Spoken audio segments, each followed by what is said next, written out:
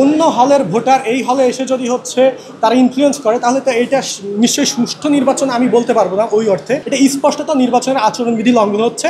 এবাদেও এখানে আমরা দেখতে পাচ্ছি কিছুক্ষণ পর পরে বিভিন্ন প্রার্থীরা যেই সীমানার মধ্যে প্রার্থীদের আসার কথা না, এর মধ্যেও আসতেছে।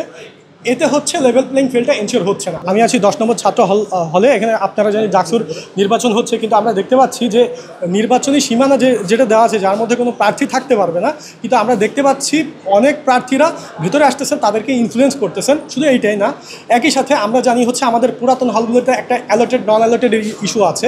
অর্থাৎ যারা এই হলে অ্যালোটেড না কিন্তু অন্য হলে অ্যালোটেড, এই হলে থাকেন, তারা এখানকার ভোটার না, কিন্তু এখানে এসে অন্যদেরকে ইনফ্লুয়েন্স করতেছে। এটা স্পষ্টত নির্বাচনের আচরণবিধি লঙ্ঘন হচ্ছে।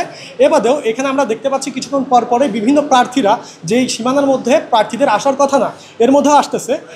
এতে হচ্ছে লেভেল প্লেইং ফিল্ডটা এনশিওর হচ্ছে না। আমাদের প্রশাসনের কাছে দাবি থাকবে যেন তারা যত দ্রুত সম্ভব লেভেল প্লেইং ফিল্ড এনশিওর করেন। আমাদের যে পুরাতন হলগুলোতে যে দেখছি যে সমস্যাটা, যে অন্য হলের ভোটার এই হলে এসে যদি হচ্ছে তারা ইনফ্লুয়েন্স করে, তাহলে তো এটা নিশ্চয়ই সুষ্ঠু নির্বাচন আমি বলতে পারবো না ওই অর্থে।